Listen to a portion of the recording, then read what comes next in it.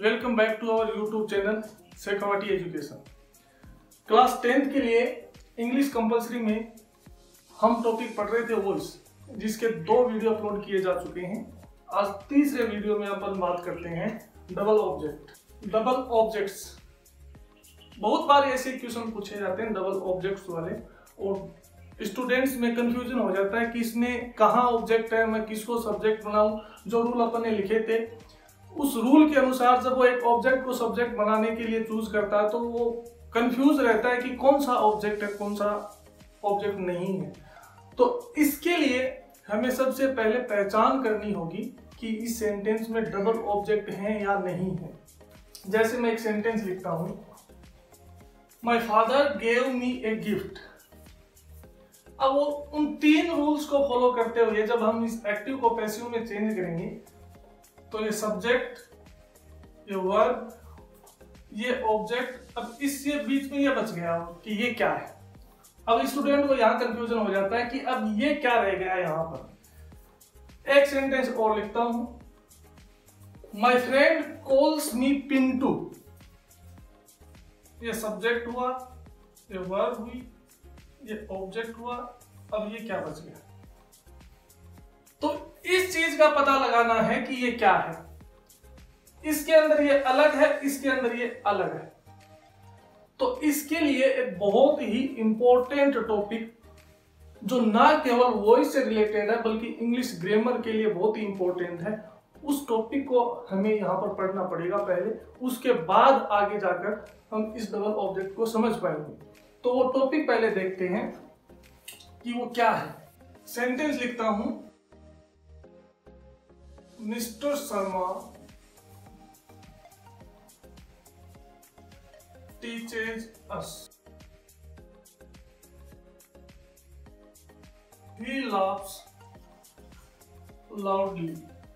My father is a teacher. अब मैं आपको कहूं कि इन तीनों सेंटेंस को आप पैसिव में चेंज कीजिए।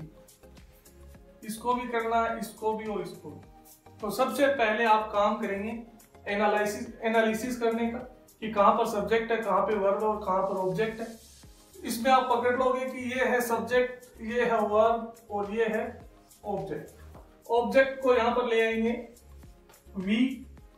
अब ये सिंबल प्रेजेंट टेंस है, पैसिव में चेंज करेंगे तो is, am, are plus verb की थर्ड फॉर्म। टीच की हो जाएगी, वी के साथ आएगा are, taught by mister Sharma. तीनों रूल्स को फॉलो करते हुए इजीली इस सेंटेंस को अपन ने पैसिव में चेंज कर दिया। अब इस सेंटेंस को अपन पैसिव में चेंज करने की कोशिश करते हैं। ये सब्जेक्ट, वर्ब, अब ये क्या है। अगर आप इसको बनाओगे सब्जेक्ट लाउडली, अब यहां पर लाउडली के साथ क्या आप लगाओगे, ये लाभ से सिंपल प्रेजेंट, लेकिन ये यहां पर सब्जेक्ट बन ही नहीं सकता। इसका मतलब ये हुआ कि इस एक्टिव के सेंटेंस को पैसिव में चेंज नहीं किया जा सकता। क्यों नहीं किया जा सकता ये बात करेंगे इस सेंटेंस के बाद। ये सब्जेक्ट हुआ, वर्ब हुई, और ये अब क्या है। कुल मिलाकर बात ये है कि ये सेंटेंस दोनों पैसिव में चेंज नहीं किए जा सकते। क्यों नहीं किए जा सकते, इसका रीजन ये है कि शुरुआत में जब हमने पैसिव वॉइस पढ़ना शुरू किया था तो अपन ने बात की थी कि एक एक्टिव के सेंटेंस को पैसिव में चेंज करने के लिए हमें एक्टिव सेंटेंस का बेसिक स्ट्रक्चर चाहिए, एस वी ओ। यहां पर एस वी ओ हमारे पास था, इसको पैसिव में हमने चेंज कर दिया। अब ये चेंज क्यों नहीं हो रहा, क्योंकि ये है S V A, subject, verb और एडवर्ब। अब एडवर्ब को यहां पर सब्जेक्ट नहीं बनाया जा सकता, इसलिए इसको पैसिव में चेंज नहीं किया जा सकता। यहां पर सब्जेक्ट, वर्ब और सी कॉम्प्लीमेंट, ये कॉम्प्लीमेंट है, इसलिए इसको भी इधर सब्जेक्ट नहीं बनाया जा सकता। जिस प्रकार से सब्जेक्ट का कॉम्प्लीमेंट होता है उसी प्रकार से ऑब्जेक्ट का भी कॉम्प्लीमेंट होता है। आपको कैसे पता चलेगा कि वर्ब के बाद जो वर्ड आया है वो ऑब्जेक्ट है या एडवर्ब है या कॉम्प्लीमेंट है।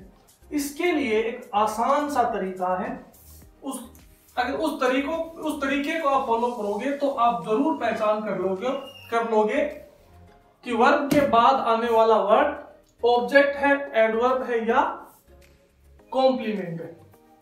तो अपना टॉपिक है वर्ब के बाद आने वाला वर्ड क्या हो सकता है, कि वर्ब के बाद आने वाला वर्ड क्या हो सकता है। ज्यादातर स्टूडेंट्स अपने दिमाग में एक ही चीज सेट रखते हैं कि वर्ब के बाद जो भी वर्ड आ रहा है वो ऑब्जेक्ट है, लेकिन ऐसा नहीं है। वर्ब के बाद आने वाला वर्ड कॉम्प्लीमेंट हो सकता है, 2 नंबर एडवर्ब हो सकता है या फिर ऑब्जेक्ट हो सकता है। उसी सेंटेंस का पैसिव बनेगा जिसके अंदर ऑब्जेक्ट आया हुआ है। अगर ऑब्जेक्ट नहीं है तो कॉम्प्लीमेंट हो सकता है या फिर एडवर्ब भी हो सकता है। तो आपको कैसे पता चलेगा कि वर्ब के बाद जो वर्ड आया है वो कॉम्प्लीमेंट है या एडवर्ब है या ऑब्जेक्ट। जैसे मैंने अभी अभी सेंटेंस लिखा था, my father is a teacher. कैसे पता चलेगा कि जो टीचर है ये ऑब्जेक्ट है या एडवर्ब है या फिर कॉम्प्लीमेंट है। इसके लिए देखो, जब भी आप पहचान करोगे तो सबसे पहले हम ये देखेंगे, ये चेक करेंगे कि वर्ब के बाद जो वर्ड आ रहा है वो कॉम्प्लीमेंट है या नहीं है। इसके लिए आपके पास सिर्फ 2 हिंदी के वर्ड है। पहला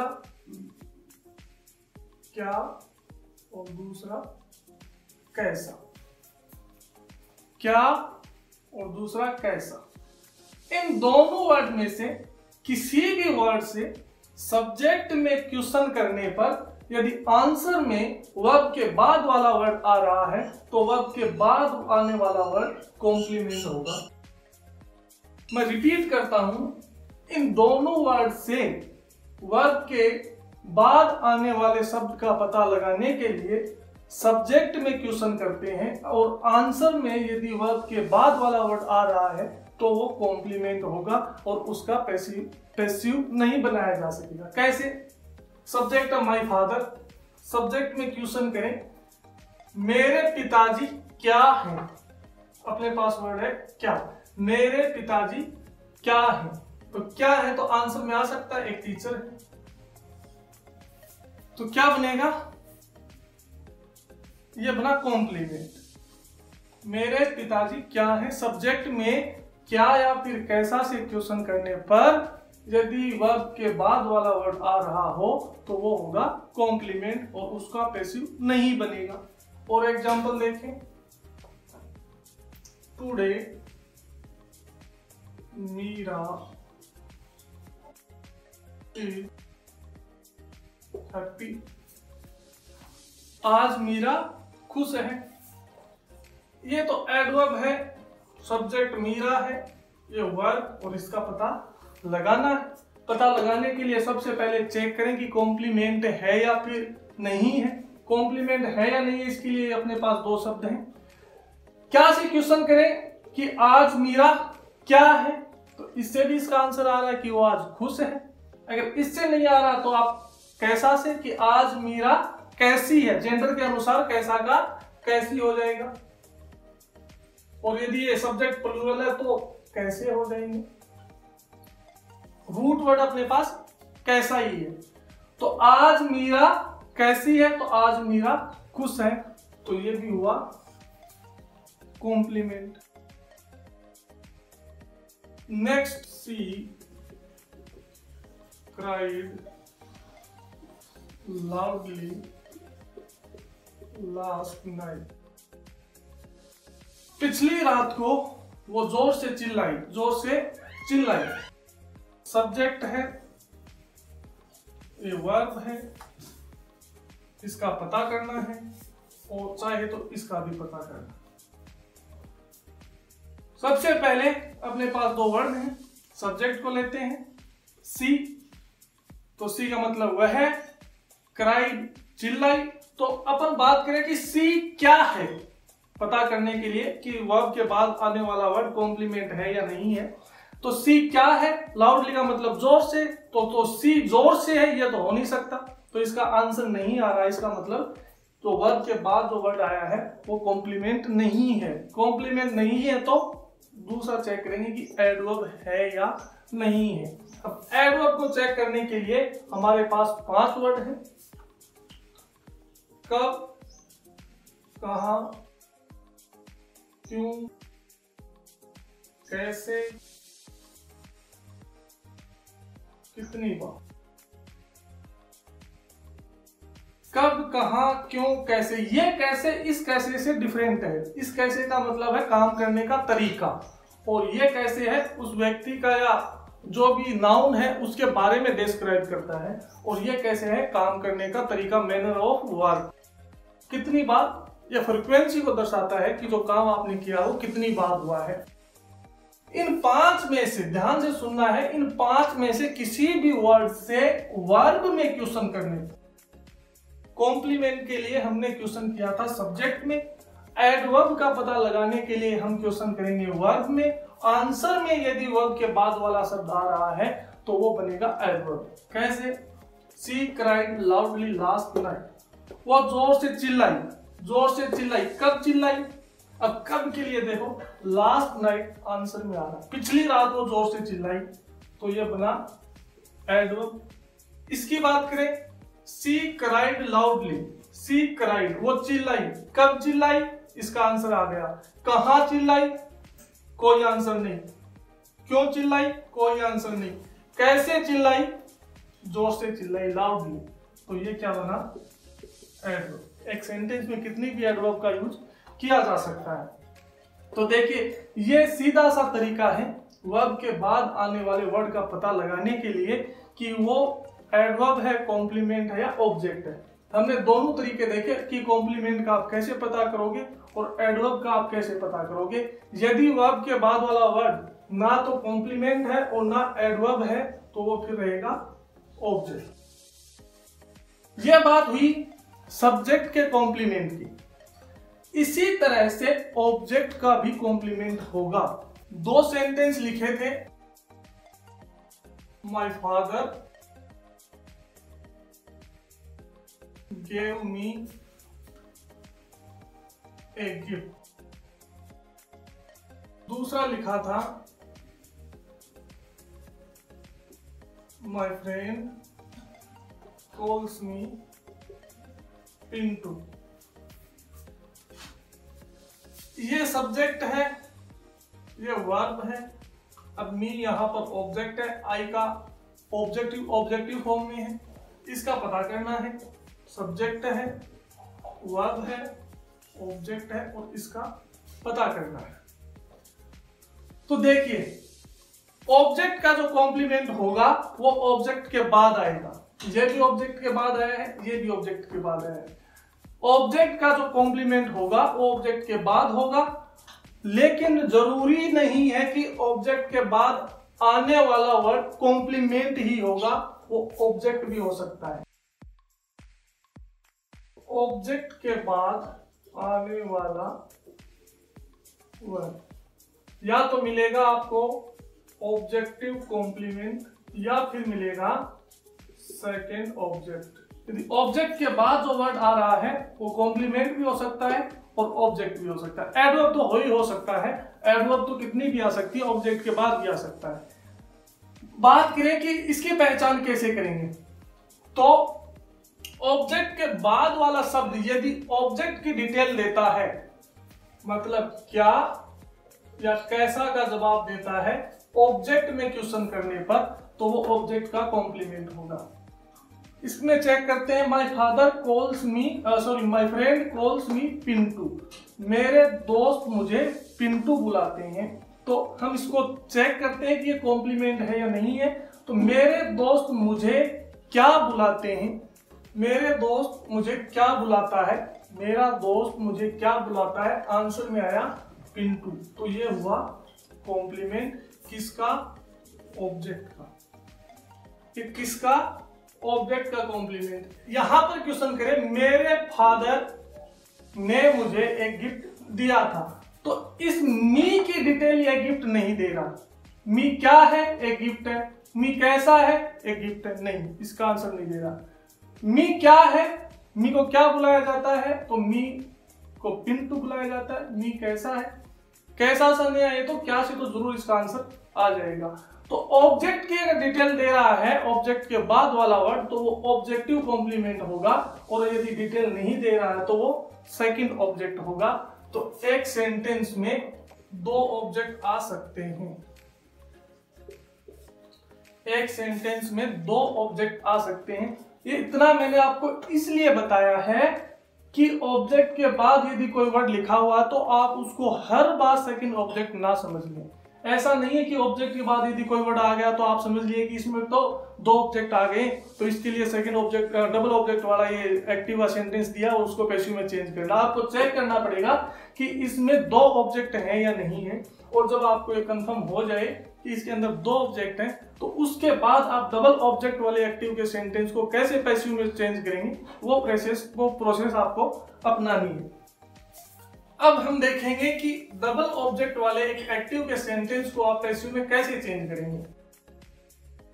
तो उसके लिए पहली बात तो यह है कि जो डबल ऑब्जेक्ट का सेंटेंस होगा उसके दो पैसिव बनाए जा सकते हैं। जो डबल ऑब्जेक्ट का सेंटेंस होगा उसके दो पैसिव बनाए जा सकते हैं। कैसे? जैसे सेंटेंस था my father gave me a gift. अब देखिए इसमें एक ऑब्जेक्ट तो ये है और दूसरा ऑब्जेक्ट ये। जो पहले ऑब्जेक्ट आया है उस ऑब्जेक्ट को बोला जाएगा इनडायरेक्ट ऑब्जेक्ट, और जो बाद में आया है उसको डायरेक्ट ऑब्जेक्ट।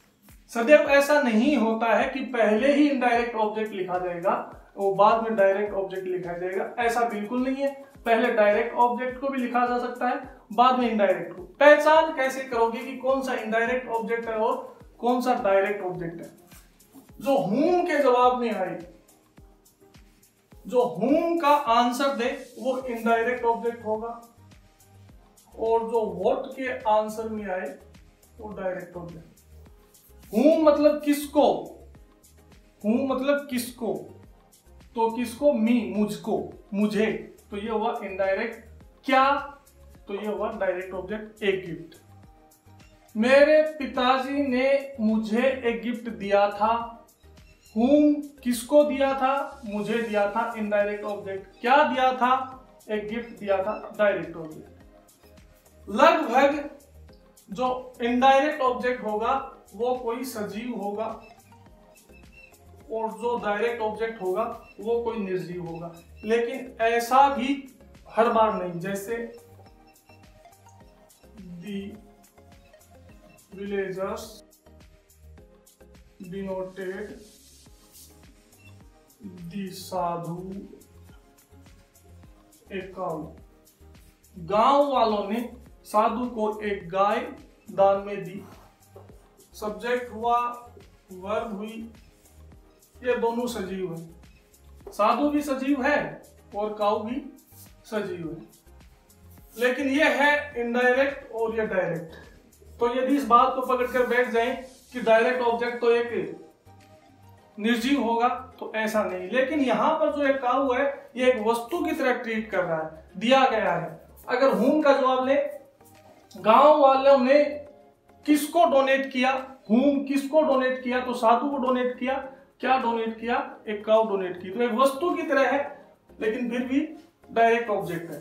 तो आप लोगों को यह समझ आना चाहिए कि जो डबल ऑब्जेक्ट वाले सेंटेंस होंगे उसमें आपको पता लगाना पड़ेगा कि वास्तव में ही डबल ऑब्जेक्ट है या फिर ऑब्जेक्ट का कॉम्प्लीमेंट है। अगर ऑब्जेक्ट का कॉम्प्लीमेंट है तो उसका एक ही पैसिव बनेगा, और यदि दो ऑब्जेक्ट है तो उसके दो पैसिव वॉइस बनेंगे। अब दो पैसिव वॉइस कैसे बनेंगे?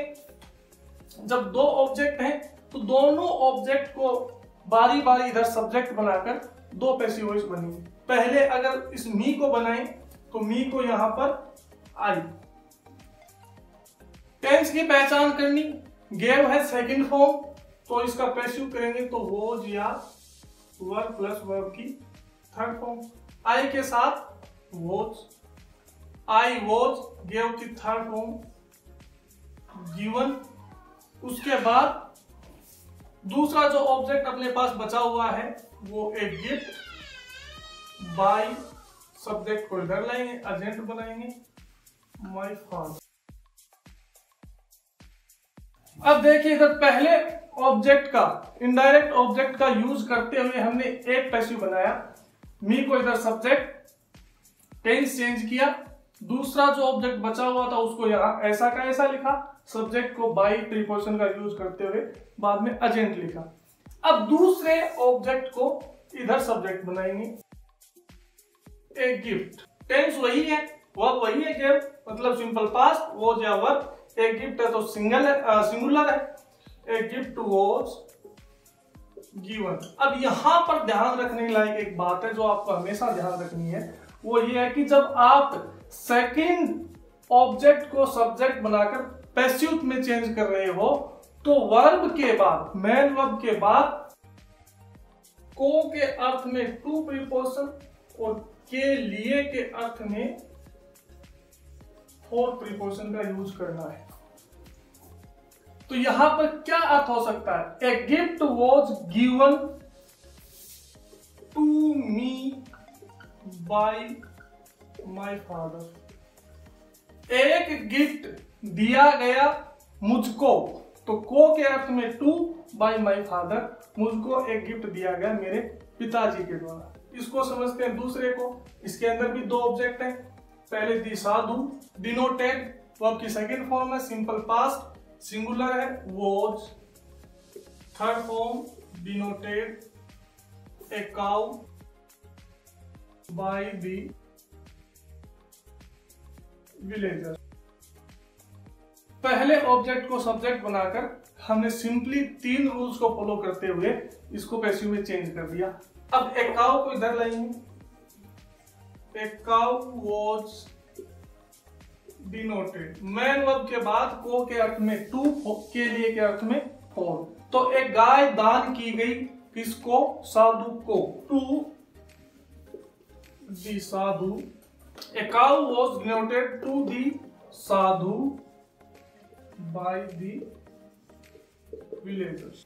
नेक्स्ट दूसरा और देखते हैं डबल ऑब्जेक्ट वाला,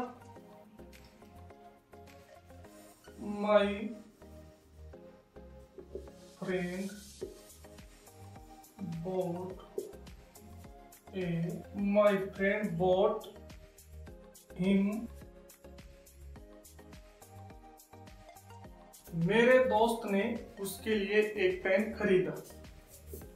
सब्जेक्ट है, वर्ब है, दो ऑब्जेक्ट हैं, ये इनडायरेक्ट ऑब्जेक्ट, ये हमारे पास डायरेक्ट ऑब्जेक्ट। सबसे पहले इनडायरेक्ट ऑब्जेक्ट को इधर लेके आते हैं, तो इसको बनेगा ही, जब यहाँ पर ऑब्जेक्ट है तो सब्जेक्ट के रूप में आएगा तो ही, हिम इधर ऑब्जेक्ट के रूप में, सब्जेक्ट के रूप में ही, बोट सेकंड फॉर्म है, ही के साथ was, he was bought a pen by my friend. Second object को लेकर आए तो ए पेन वॉज बोट। अब देखो वर्ब के बाद वही दोनों प्रीपोजिशन में से कोई एक, तो यहां पर आएगा के लिए के अर्थ में, दोस्त के लिए, तो यहां पर अपने को प्रीपोजिशन लगानी है, for him by my friend. इस तरह से डबल ऑब्जेक्ट वाले सेंटेंस को दो तरह से, मतलब दो सेंटेंस में पैसिव में चेंज किया जा सकता है। लेकिन ध्यान रखने लायक बात यह है, यदि पहले डायरेक्ट ऑब्जेक्ट है और बाद में इनडायरेक्ट ऑब्जेक्ट है, उस कंडीशन में एक ही पैसिव बनेगा। कैसे, जैसे इसी सेंटेंस को मैं चेंज करके लिखूं, my father gave a gift, direct object को पहले, टू मी, और जब इनडायरेक्ट ऑब्जेक्ट को उधर लेके जाएंगे तो उससे पहले टू या फॉर दोनों में से कोई एक प्रीपोजिशन जुड़ेगी। अब ये एक्टिव का सेंटेंस है। अब यहाँ पर एक ऑब्जेक्ट ये है और एक ये, लेकिन इस ऑब्जेक्ट को अब इधर सब्जेक्ट नहीं बना सकते क्योंकि इससे पहले एक प्रीपोजिशन जुड़ चुकी है और यहाँ पर ये प्रीपोजिशनल फ्रेज बन चुकी है। और जब प्रीपोजिशनल फ्रेज बन चुकी है तो इसको सब्जेक्ट नहीं बनाया जा सकता। अब हमारे पास सिर्फ एक ही सब्जेक्ट और ऑब्जेक्ट है और इस ऑब्जेक्ट को इधर सब्जेक्ट बनाकर एक पैसिव बन सकता है।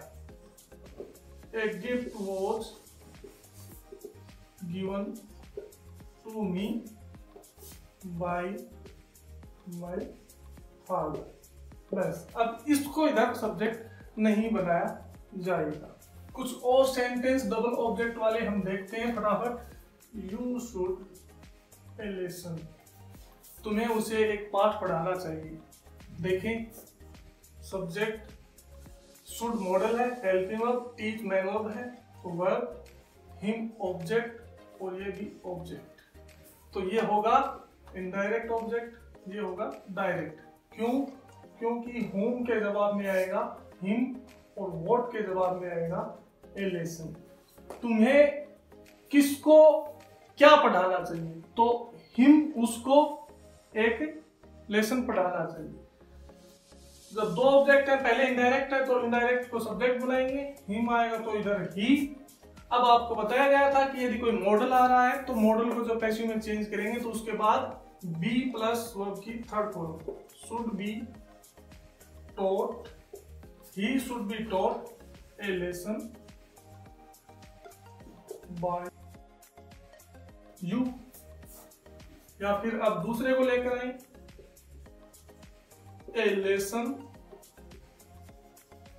Should be taught to him, को के अर्थ में to, by you. My grandmother tells us stories, मेरी दादी हमें कहानियां सुनाती है। सब्जेक्ट, वर्ब, इनडायरेक्ट ऑब्जेक्ट और डायरेक्ट ऑब्जेक्ट। इनडायरेक्ट ऑब्जेक्ट को लेके आए V, tense simple present, passive में चेंज करेंगे is am are plus verb की थर्ड फॉर्म। वी सब्जेक्ट है, प्लूरल है तो यहां पर हेल्पिंग और plural, we are third form. Told stories by my grandmother. Direct object को इधर लेके आए, यहां पर आर्टिकल दी, तो the stories we are told to us by my grandmother. हमको कहानियां सुनाती है मेरी दादी। वी आर टोल्ड स्टोरीज, हमें कहानियां सुनाई जाती हैं बाय माय ग्रैंडमदर, मेरी दादी के द्वारा। स्टोरीज सुनाई जाती हैं हमको या हमें मेरी दादी के द्वारा। आई होप आप लोगों को डबल ऑब्जेक्ट वाले जरूर समझ में आए होंगे। यदि कोई डाउट है तो आप कमेंट बॉक्स में जरूर लिखें, उसका आंसर दिया जाएगा। तब तक नेक्स्ट वीडियो के आने तक घर पे रहें, पढ़ाई कीजिए और stay home, stay safe. Thanks.